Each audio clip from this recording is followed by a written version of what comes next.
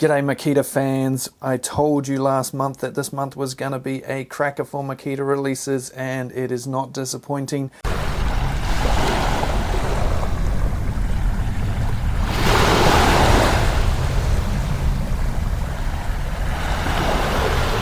This is the second update already for October that I'm doing, and the first one hasn't even gone live yet. The first one will be going up tonight. By the time we finished editing the first one, there was already enough content to make another one. So there is a lot of Makita stuff coming out at the moment, and we are going to start with the WT001G shear wrench. Look at this beast of a thing. It's a good looking unit, and it's a light unit compared to the old LXT version. It's over 1.5 kgs lighter than the LXT, so that's good. That's a lot of weight they've managed to take out of that, and of course you only need one battery on it as opposed to the LXT one, which was a 36 volt tool with 2 batteries. I don't know a lot about shear wrenches, but I know this one has a maximum tightening torque of 804 Newton meters, and it is available in some parts of the world right now. Next up, the VC011G backpack vacuum cleaner. Now Makita have already released a backpack 40 volt vac, but it wasn't great on capacity. It was only 2 litres. That's not a lot of dust. You're going to have to empty that fairly regularly depending on what you're doing. But this one is a 6 litre capacity, so much improved. The suction numbers are all basically the same, but this one has 2 batteries, so not only do you get the bigger tank so that you can suck up more dust, but you get the longer run time. It's a 40 volt tool still, not an 80 volt, but with the 2 5 amp hour batteries in it, you could get 40 minutes of runtime on the full whack, or on the lowest setting you'll get 4 hours and 20 minutes, which is quite a long time. It weighs about 6.3 kgs, and it's got a remote with all the controls on it, including a light. Sticking with backpacks, we've got a new backpack battery, the PDC 1500. I only recently got around to reviewing the PDC 1200, but now there's 1500. Should have waited a little bit, and I could have done them both at the same time. So this new one is 10 amp hours more than the previous one. So the previous one, 1200 watt hours, this one 1500 watt hours. So the previous one, 33.5 amp hours, this one 43.55 amp hours. That's the equivalent of nearly 5.5 of these big boys, the 8 amp hour 40 volt battery. So that is a lot of power on your back, but of course that means a lot of weight on your back too. So the unit comes in at 13 kgs, around 3 kgs heavier than the previous version. Previous version charged in 6 hours. This new one uses the same charger, but will take you 8 hours. Now, what other Makita tools are coming up? What patents have been released? Well, I'm sure a bunch of you have complained already in the video that hasn't gone up yet about the fact that there's a wall chaser on the thumbnail, yet there was no wall chaser in the video. That's because I'd already filmed the video by the time I found the wall chaser again, and I'd forgotten about it, and then, oh damn it, that's right, didn't stick it in. Oh well, I'll stick it on the thumbnail. Anyway, here's the actual images of it here now. Wall chaser, you can see that it's a dedicated design. They haven't just sort of tweaked an angle grinder like so many companies often do, including Makita. They have actually redesigned and come up with a whole new tool dedicated to wall chasing.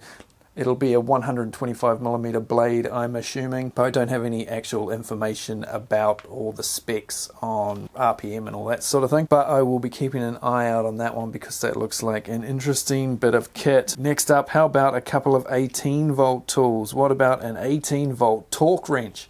Now this is something they could easily make into a 40 volt one too, you would assume. Milwaukee have had one of these out for some time now. It's a very cool tool to have, a digital torque wrench that runs on your batteries that you've got for all your other gear. Once again, because this is a patent, they don't give you all the specifications of, what torque settings it'll be. But presumably it goes from bugger all to quite a lot. It has NFC, which is the same technology you use when you do your old tappy tap with your phone to pay for your groceries, and the old credit card, PayWave, all that stuff. That's NFC, near field communication. Is that what it stands for? I think that's what it is.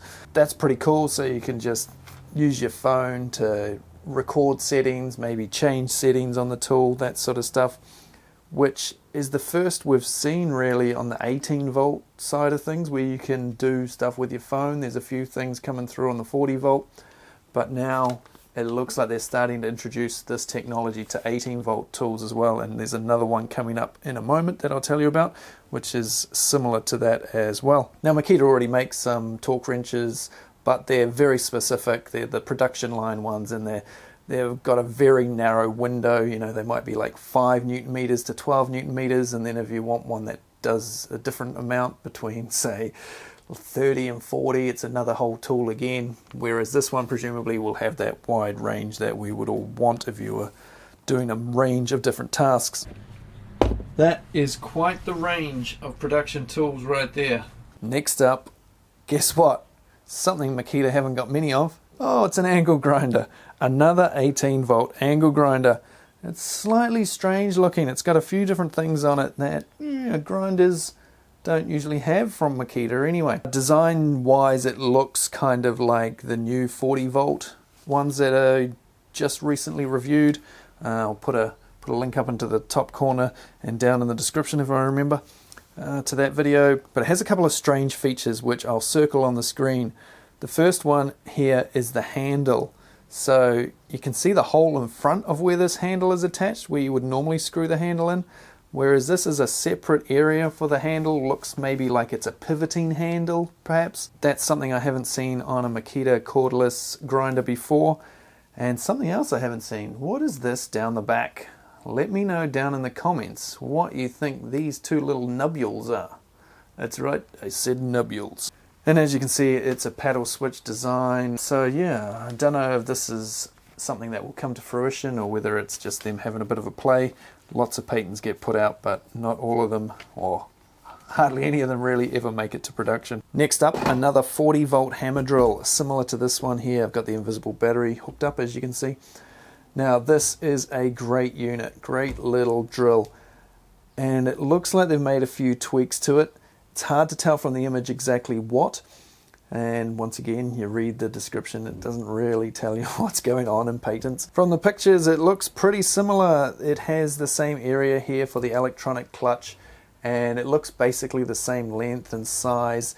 The only real thing I can see is this sort of area here in the patents. If we put the patent here on the screen, you can see that this one has some ridges, some bumps and stuff that this one doesn't have. So whether they've just bulked up the motor to give it a bit more torque, well, we'll have to wait and see. But yeah, there's not a lot of visual difference. It's just something going on here. This bit is slightly different in shape, a little bit bulkier. So perhaps Makita are about to release the world's strongest hammer drill, which has been released currently by Bosch, followed by Hikoki, and now followed by Milwaukee. Makita are about to jump another couple of Newton meters ahead again.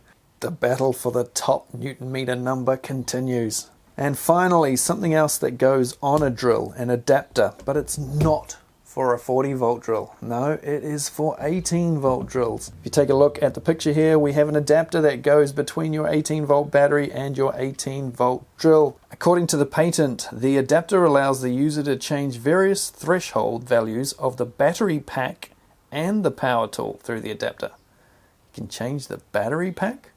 A Makita 18 volt battery has the tech that you can change something in it? That would be interesting. So it seems kind of similar to the 40 volt ones that are about to be released in most of the world, that allow you to change settings, record settings, check temperatures, all that sort of stuff. I don't think the 18 volt ones will have as much in regard to that as the 40 volt ones do, because they don't have the technology built into all the old tools. Basically the adapter's got to work out how to do it. The adapter seems to have a display on it. So it's not going to be the same. It's not going to be even one that maybe you can remove like you do with the 40 volt ones. You can program the tool because it's got the tech in it, then take the adapter off and carry on using the tool as normal. But I'm not sure if you're going to be able to do that with this one. But one interesting thing it does do, if you put it on an 18 volt drill that doesn't have anti-kickback functions, then it will make it an anti-kickback drill, which seems pretty cool. So basically it's an upgrade to your older drills without having to buy something new. But if you have to have the adapter in there, maybe it'll get a bit clunky. Depends if kickback is a big issue with a particular task you are doing all the time or something, then it might be worth having that adapter in there. but we'll have to wait and see if that one comes to fruition. And that is another Makita update. Cheers for watching. If you are interested in seeing more and seeing these reviews and updates and things earlier, take a look down there and up in the top corner. I'll put a link to Patreon.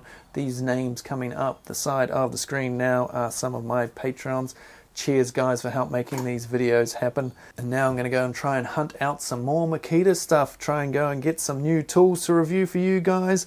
I've got one really cool one which hopefully will be coming up. Maybe it'll be around, well, by the time I get it done, it'll probably be the end of November. But yeah, something I reckon most of you, I reckon there'll only be a handful of you that will have ever seen.